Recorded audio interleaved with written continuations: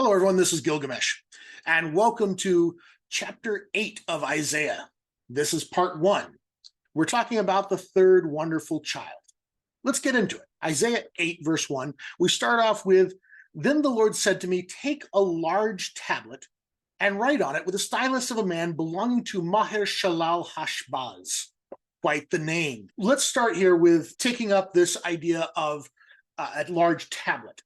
The word for tablet here actually only shows up in two places, and both of them are in Isaiah. It shows up here, and it showed up back in chapter 3, verse 23, where it is one of the items of women's clothing. That's a little odd. So what is this tablet? Well, one thought is that it might be papyrus, and that the women's clothing mentioned back in chapter 3, verse 23, was actually papyrus garments that were a thin or sheer garment of papyrus.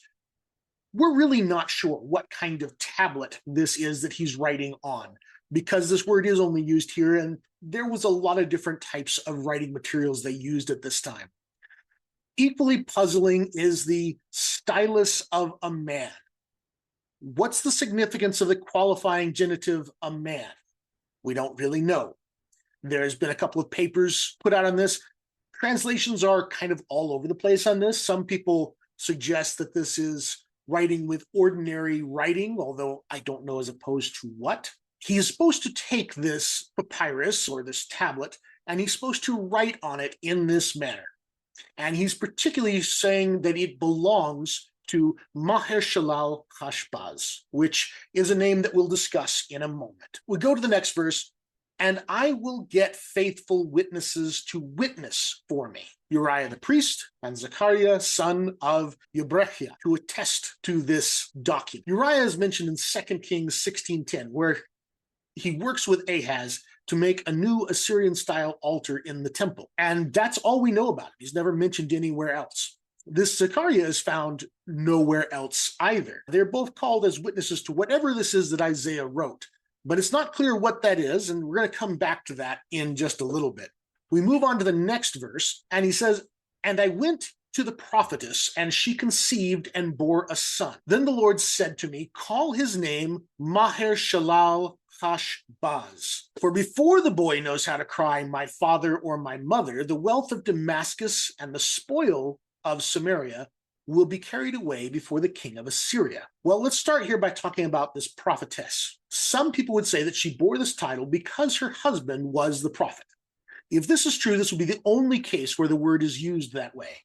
All other prophetesses that had this title had it because of their own prophetic abilities, particularly Deborah, Huldah, Miriam, two of which had abilities that their husbands did not seem to share, and one of which seems to have been unmarried. There's also in the New Testament a woman by the name of Anna, who's given the title of prophetess there. It seems most likely that Mrs. Isaiah had her own prophetic abilities, and that is why she is called the prophetess. He's to give his son this name, Maher-shalal-Hash-Baz, which is a name that means quickly spoil, rapidly plunder. And he's to do this because before he is even old enough to learn how to cry out, Abi or Imi, my father or my mother, then the shalal of Damascus, the wealth of Damascus, and the baz of Samaria, the spoil of Samaria, are going to be carried away before the king of Assyria. So these are the two smoking firebrands that we've talked about before. They're both going to be taken away in what is a recurring theme for the wonderful children here, before the child becomes a certain age. In this case, an age old enough to say Abi and Imi, which are simple words, and we would expect that to be in the child's first few years. Both these words, Maher and Hash, meaning quickly or speedily, they're kind of synonyms, as are Shalal and Baz. They are used next to each other back in chapter 5, verse 19. And this name might be a direct reference to those arrogant and impatient folks who felt that the prophecies would never be fulfilled. Before the child learns to say Abi and Imi, the prophecy is going to be filled, so maybe a year or two. The other two parts of his name, which are Shalal and Baz, they show up in a fun arrangement coming up in chapter 10, verse 6, where it says, Lishlo Sha'al V'Laboz Baz. You may notice here these similar words that are used in both the verb and the noun there, in a common Hebrew format there, it means something like to spoil, spoil, and to plunder, plunder.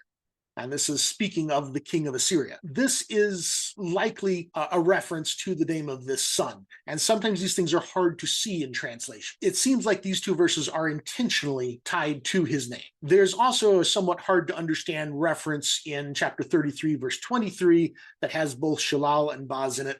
We can discuss that more when we get over there, but it's hard to say exactly what that particular verse means or to tie it in here. But otherwise, Maher Shalal Hashbaz is not mentioned again, ever. So that's the first 4 verses of Isaiah 8. And if you're interested in what the rest of the chapter is about, well, join us on our next episode. Thanks for joining us, and we hope that you will like and subscribe. If you found this episode useful, please join us on the next one. I've tried a few new things with these episodes to change up the formatting a bit. Let me know if you like it in the comments, and we'll see you next time.